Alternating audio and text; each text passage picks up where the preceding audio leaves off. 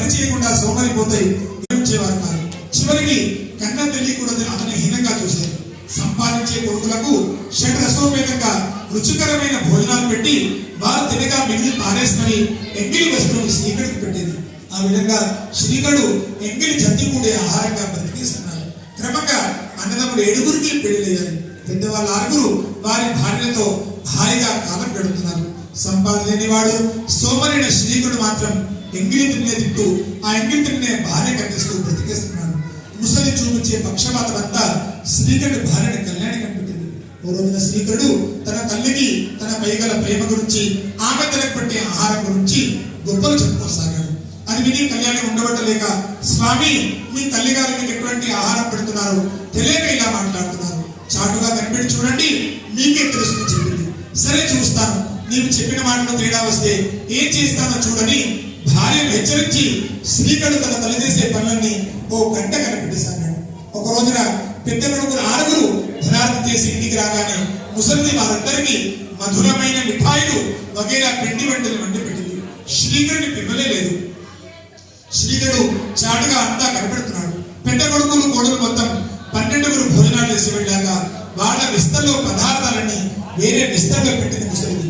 పిదప ఏమీ తెలియని దానిలాగా శ్రీకరుడి గదికి వెళ్ళి, నాయన నీ అన్నలు వదలను భోజనాలు చేశారు, ఇంకా నీవు మీ ఆజ్ఞ మాత్రమే వెళ్ళారు, వచ్చి తిరండి నాయన అని పిలిచింది. సరే శ్రీకరుడు విస్తరణ వద్దకు వెళ్ళి అందులోని పదార్థాలన్నీ తన అన్నలు వదలను వదిలేస్తామని ఎంగిలి వస్తువును గుర్తుపట్టాడు.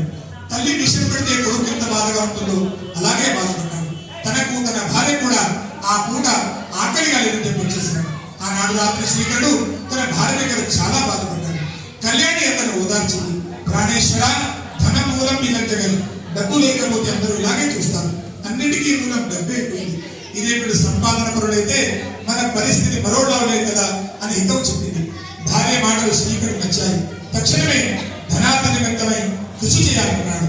మనాడు తల్లి దగ్గరికి వెళ్ళి, అమ్మ డబ్బు సంపాదించడం కోసం పరాయి దేశాలకు వెళ్ళాలని అన్నాడు.